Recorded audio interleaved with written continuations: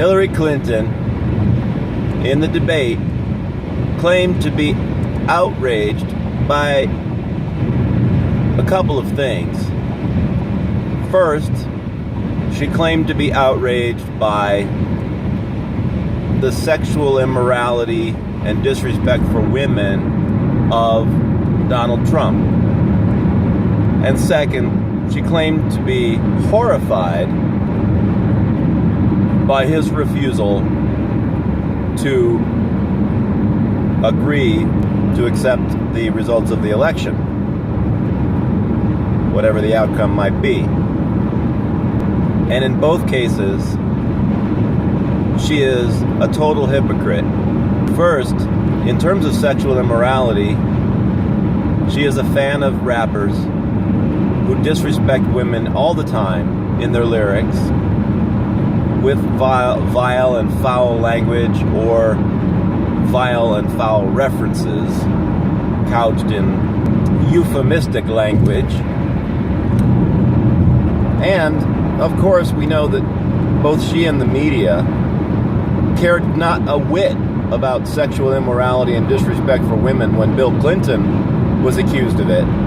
So ask yourself the question, what did Hillary Clinton do to see to it that Kathleen Willey got her day in court? She did nothing. In fact, almost certainly, she helped to destroy that woman. So she doesn't care about women or respect for women. She only cares about herself and her power and her left-wing social worker Democrat ideology. Or maybe not even that, actually.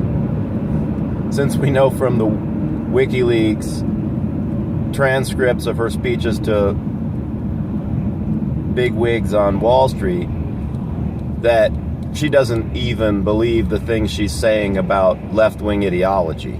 Those are just talking points to try to win elections, pandering to the biases of the majority of the people. That's all she really cares about. But we know what goals she's pursuing, and they are the social worker Democrat goals. So on to the second point. They claim to be outraged, and the media is all outraged over the fact that Donald Trump won't promise to accept the outcome of the election. As if none of us remembered that in the year 2000, when Al Gore lost the election, he contested the results in Florida, dragging the country through months of hanging chads in order to try to win that election. And Democrats have been whining for years about that election being stolen. So all of this holier-than-thou preaching that they are outraged about what Donald Trump said, either on the sexual immorality side or on the election side, is just complete hypocrisy. And then there's this. And Donald Trump got into some of this during the debate, but not all of it.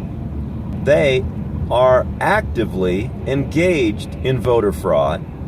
They constantly harp about how there's no voter fraud, while their own operatives are running around developing handbooks on how to get people from one state to another so they can vote without being caught. And I know people are all, a lot of Republicans are jumping off the bandwagon by saying that voter fraud isn't significant. Well, the fact is, it may be significant in some cases. And in the case of, for example, Senator Al Franken, Bobo the Clown, he was elected while there was a voter fraud scheme where hundreds of people who were felons and not eligible to vote voted, and almost certainly voted mostly for him, and the election was decided by fewer votes than that number. So obviously, and Obamacare was passed while he was in the Senate with a bare majority. So those votes, those 500 or 600 fraudulent, illegal votes, may have given us Obamacare. So don't think that voter fraud doesn't exist. It does exist, and the Democrats are doing it. And then they're running around claiming it doesn't exist, and that anyone who wants to stop it is trying to suppress minority votes. Hypocrisy. It's intolerable. And the fact that the media goes along with it, means that they are on board and they are helping, as Trump has said, to rig the election, because they are hiding the crimes of the Democrat Party, and that's not the end of the crimes. So they also have, in the other, in the Project Veritas videos, we also have the evidence that they are engaged in campaign finance violations, multiple campaign finance violations. They are always the ones running around saying they want all the money out of politics, they want big money out of politics, they hate Citizens United, they want the integrity of the system to be maintained, and it's all a lie. They don't care about the integrity of the system. They are corrupting the system on purpose. They are violating the campaign finance laws that they championed because they don't care about following the law. They don't believe in those restrictions. Those restrictions are for Republicans, not for Democrats. They don't want the Republicans to have big money. They don't want the Republicans to be able to engage in election fraud. But they want to be able to do it for themselves. They are insincere about everything they're saying. They don't believe anything that they're saying. Desperation ploy is to try to kill the messenger by claiming that the Russians have done it, and that anybody who wants the truth about Hillary is supporting the Russians in their espionage efforts, when in fact it's Hillary who supported their espionage efforts by putting classified information on an insecure email server so that someone like the Russians could get it. She is a complete hypocrite, a total liar, and a criminal. And the Justice Department corrupted the FBI investigation by misrepresenting to them what the law says, by misrepresenting the facts that they would need to demonstrate in order to show that a case could be made. The Justice Department made deals to allow people to hide information that was probably incriminating, and they knew it. The Justice Department and the Obama administration has made clear that the misconduct of Democrats and of Democrat bureaucrats who are abusing people's rights, violating their rights, like the IRS did, so openly and brazenly, they don't prosecute it. They don't believe in holding themselves accountable. So here we have the perfect storm. The Democrats making insincere claims about all these things they want to clean up. We know they don't want to clean them up because they aren't doing them themselves. They aren't cleaning up their own house. They are violating all of the things they say they believe in, including the sexual immorality garbage. And then it's clear that there is no rule of law under a Democrat administration. They will not keep their own people accountable. So, a vote for Hillary is a vote to continue a Justice Department that doesn't enforce the law on Democrats, to continue to listen to a media that is in the tank for the party that doesn't police itself, that doesn't do the right thing, that doesn't believe what it says. We're basically voting for one-party rule, because as soon as they get their little hands on the levers of power, and they use those levers of power to assist the media in squelching the people who disagree with everything that they're doing, who recognize that what they are doing is sacrificing the Constitution on the altar of social justice, which is neither social nor justice. They're squelching everybody who can oppose them. They are shutting down democracy and replacing it with a bureaucratic oligarchy of the social worker Democrat Party. And you're going to probably say, well, that sounds pretty extreme. It sure does. But try to make an argument against it. You can't. There is no argument against it. It's as clear as day. They flip on everything. They lie about everything. They hide everything. They don't prosecute anything. They're never held accountable by the media. We had special prosecutors in the Flamegate scandal, which was completely manufactured. There was no scandal there. Not a whit of it. There was no evidence of scandal. There never was. And they didn't find any. And they railroaded one person to try to justify the existence of the special prosecutor. The point is, the media supports the Democrats when they lie to hold Republicans accountable for things that didn't actually happen. And they don't hold the Democrats accountable when the Democrats don't hold accountable the people who are openly, brazenly violating the law. We are becoming a banana republic, thanks to Barack Obama and Hillary Clinton if she gets elected. So if you care about the Constitution, if you care about liberty, if you care about your children and your grandchildren having the hope of a political system that isn't completely rigged, you have to vote for Donald Trump. That's the only way to give us any hope of turning any of this back. Because the Democrats never, ever turn anything back, even if it's a failure, and an obvious failure.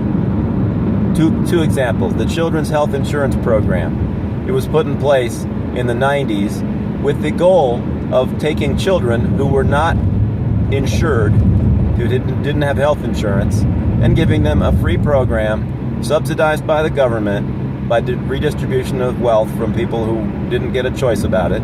That's called involuntary servitude. They created this program to provide health insurance for free with the goal of getting uninsured children to become insured. And after several years of the program, they issued a report that showed that it was a failure. What happened in the program was that children who were already insured because their parents were struggling and scraping money together to get insurance, they simply converted to the free program. So they managed to get some people who were actually paying for insurance in the free market to stop doing that and to start taking this free service paid for by other people involuntarily. And what happened then? The Democrats called for the Children's Health Insurance Program to be reauthorized and expanded even. And George W. Bush and the Republicans initially opposed them because obviously it's stupid to continue a program and particularly stupid to expand it when it is failing to achieve its fundamental purpose. But this is the story of socialism. The story of socialism is they look at a problem, they come up with a bureaucratic solution, the solution fails, and they double down on the solution to try to make it work again. And it doesn't work. It creates problems. They've distorted the health insurance market by taking people who were paying for health insurance out of it. And they didn't manage to get very many children who weren't previously insured to get on the rolls. And the reason for it is because people who didn't have their children insured didn't care to have their children insured. It had nothing to do with whether or not they could afford it, because they went around trying mightily to get these people to get their children on the program, and they weren't willing to even fill out the paperwork because they didn't want to do it. The socialists can't make people want to be responsible when they're not, but they want to keep trying, and they'll throw money after money, billions and billions of dollars. This was billions and billions of dollars, tens of billions of dollars wasted on this program. And to finish the story, when the Republicans and and President Bush pointed out that the program was a failure and didn't want to reauthorize it, what did the Democrats do and what did the media do? They said the Republicans hated children. So there it is. That's how it works. You lie. You use propaganda. Like Saul Alinsky said, you create a problem and then you create a government solution. And when it creates more problems, you create more government solutions, and it's an inevitable ratchet. You always ratchet toward more government control, which creates more problems, which requires more government control, which creates more problems, and it's an endless cycle. And that's what the Social Worker Democrat Party is going to give us. Second example, Obamacare. I mean, this is like, it's in our face every day for anyone who's paying attention. Obamacare isn't doing any of the things that it was supposed to do. It's not making health insurance more affordable. It's not really getting people more insured. It's just transferring, it's just moving money around, forcing people to pay for things they don't want or need, and forcing other people to pay for things that other that the people who are getting them don't want or need. More involuntary servitude, and it's destroying the healthcare market. And of course, in this case, it's almost as clear as it could be that that's what they wanted to do in the first place. They couldn't get the public option because it was so unpopular that they couldn't even stomach the idea of trying to do it. And when they created the program without the public option, they designed it so that the government was going to subsidize the risks that they knew they were forcing the insurance market to take. So they create a system in which, if, let's say, using the analogy of homeowners insurance, if your house is on fire, you could go buy homeowners insurance at the same rates as the people who bought it when their homes weren't on fire. And then, so at that point, no one is going to buy homeowners insurance until their home is on fire. And guess what? That would cause the market for homeowners insurance to collapse. It's not unpredictable or unexpected. It's not a side effect. It's the point. And that's what Obamacare is doing. It is destroying the healthcare market, health insurance market. And what is their solution? Once again, it's so predictable.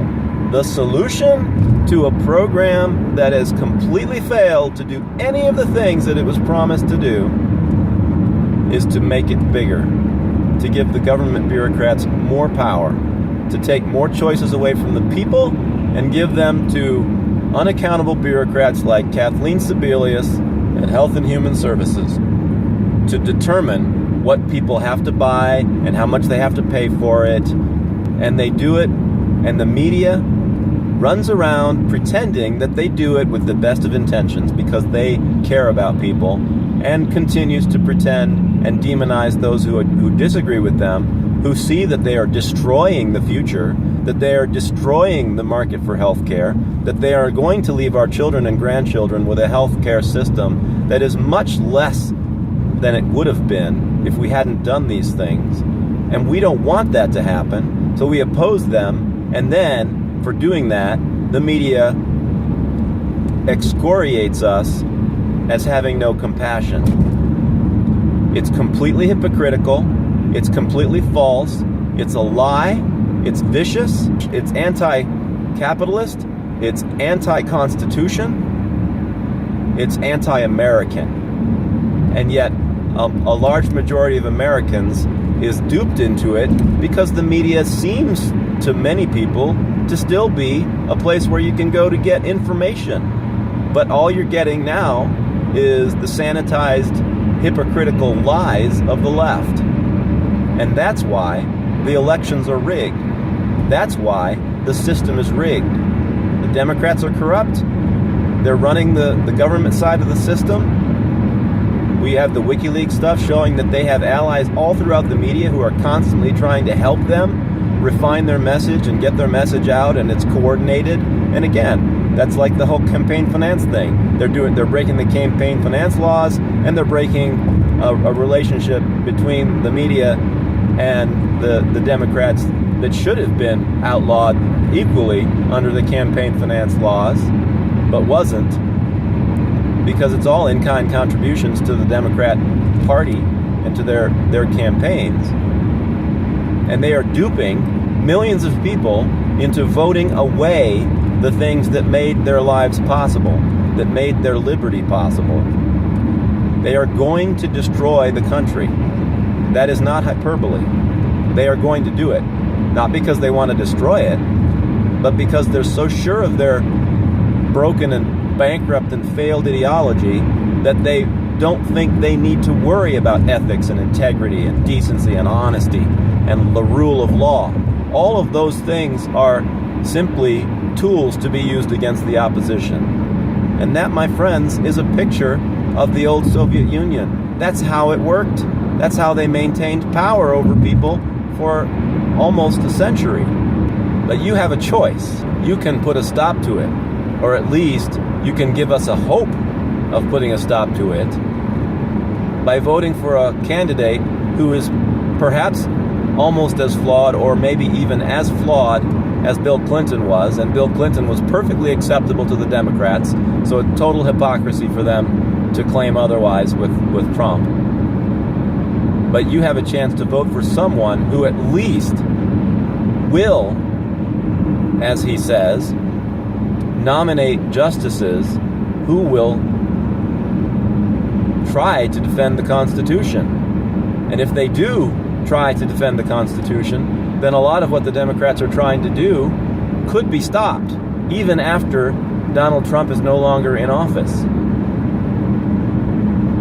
So that's the hope. That's the only hope. So I hope you will consider very, very seriously, even if it's distasteful to you, that the sacrifice of voting for Trump to protect the Constitution, for whom so many of our heroes have bled and died, all you're being asked to do is to vote for a questionable person who at least talks like he's going to do the things that might slow down or stop and possibly at some point in the future even reverse the insane collectivism that's being foisted on us by the social worker Democratic Party.